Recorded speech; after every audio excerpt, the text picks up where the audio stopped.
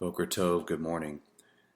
I only have just a few minutes before I have to leave for work, but I'm excited about this understanding, and I want to build on it, but I wanted to get it out there to you for your own studies, and to maybe Father would, by His Spirit, would launch you into a greater understanding of the armor or the garments of the high priest that is talked about in Ephesians 6. Of course, we wrestle, it says in verse 12, because we do not wrestle against flesh and blood, but against principalities, against authorities, against the world rulers of the darkness of this age, against spiritual matters of wickedness in the heavenlies. Because of this, take up the complete armor of Elohim. Now, I don't know if Shaul would actually use the word armor, but it is what we identify, of course, with being suited up with and being clothed with Messiah. And really every piece of this armor, every piece of the high priest's garment points to and has a certain aspect of Messiah's nature, ways, and character. It says, because of this, because we are not at war against flesh and blood, but against all the principalities and powers. In verse 13 it says, take up the complete armor of Elohim so that you have power to withstand in the wicked day, and having done all to stand. Stand then, having girded your waist with truth, and having put on the breastplate of righteousness, and having fitted your feet with the preparation of the gospel of peace. And he goes on and says, above all, having taken up the shield of belief, with which you shall have power to quench all the burning arrows of the wicked one. Take also the helmet of salvation, or helmet of deliverance, and the sword of the Spirit, which is the word of Elohim. Praying at all times with all prayer and supplication in the Spirit, watching in all perseverance and supplication for all the set apart ones. So he goes on talking to, which people stop there at 17, but he continues on praying at all times. So in other words, the effectiveness of our being clothed with Messiah hinges upon our ability, our prayer life, and thus it was, or as it was with Messiah when he walked on the earth, he was clothed from on high. He is the high priest. He is the high priest, and he walked about with this garment, with this full set of armor, for lack of better words. But he had a connection with his Father, praying at all times, and he was always watching. So this is what I wanted to share, and I'm going to go through this real quick because it's so powerful in understanding the elements of the armor, each one of the pieces. And yes, we are to clothe ourselves with Messiah. We are to have the mind of Messiah. So looking at the helmet of salvation, the helmet of salvation, what is the helmet of salvation? It's the turban of the high priest, what he wore on his head. It is the power of the word to deliver oneself into complete wholeness. This is what he wants for us, our minds to be wrapped around with the mind of Messiah. It is a mind that is a sound mind, is what it says in 2 Timothy 1:7.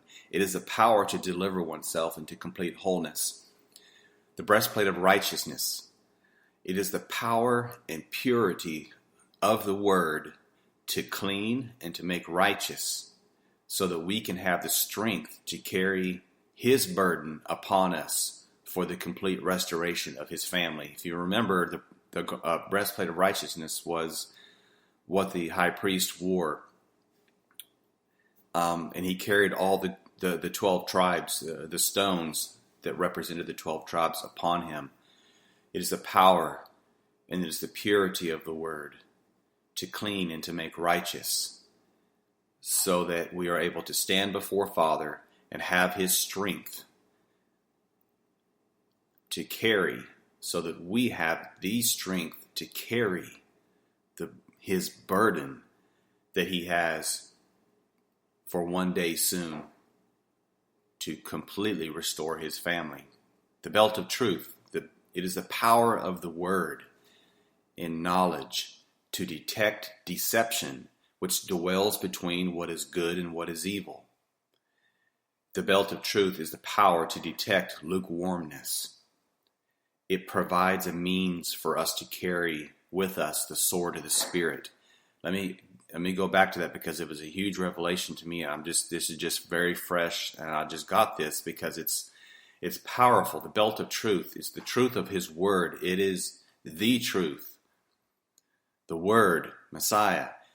It's the power of the word in knowledge.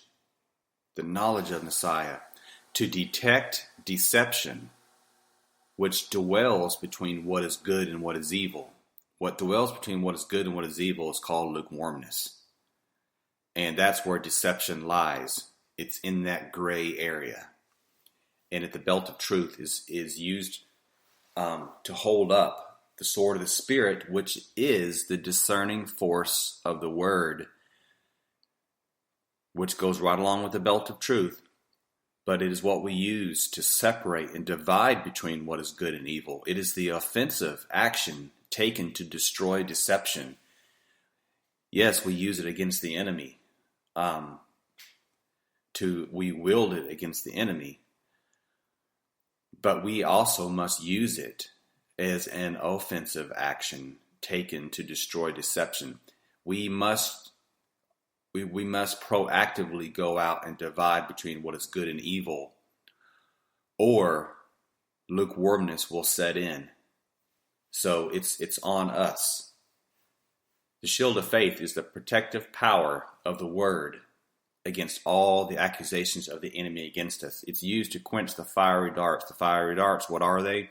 Accusations. You did this. You are this.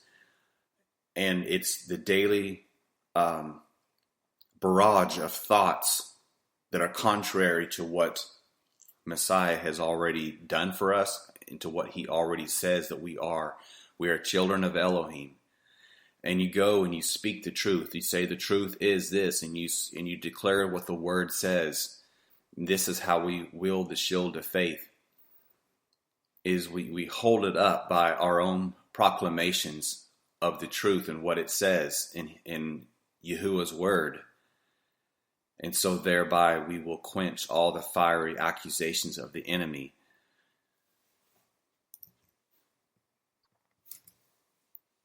Next, we have the feet that are shod with the readiness of the gospel of peace. What is the readiness of the gospel of peace? Once again, it's the power of the word to mobilize the kingdom of Elohim, to advance the kingdom of Elohim, carrying the good news to dying people, to going into all the nations, going into all the world. It's the Acts 1:8 pattern, as far as we are to take now all the things, because all of the helmet, the breastplate of righteousness, all of these things, they rest upon, the weight is upon our feet. The weight of our bodies rests on our feet. And so we take now what we are carrying by using our feet to go.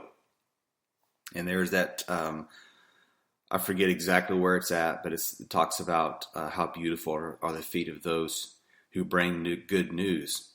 How beautiful are the feet of those upon the mountains. And in other words, the kingdom of Elohim is meant to be mobilized and meant to be advanced. And that is what it is. That is what we are commissioned to do. And then lastly, it doesn't mention it, but it's the Spirit of Yahuwah, the Spirit that actually holds together this entire garment upon us. And it is the Spirit that unifies all of the parts together, because all of the parts contain certain elements of the Word of Elohim, and the word of Elohim without the Spirit is lifeless. So this is what we must understand, that the Spirit of Yahuwah, that it is what unifies all the parts together into one garment. Being clothed with Messiah in order to eradicate the kingdom of darkness and shut down its operation in the lives of Yahuwah's people and those who would be delivered from perishing in the fires of hell. This is what the Spirit, it is the power to be able to wear the garments of the high priest. It is the power, the Spirit of Yahuwah empowers us to wear the garments of the high priest. The Spirit of Yahuwah empowers us to be clothed from on high with Messiah.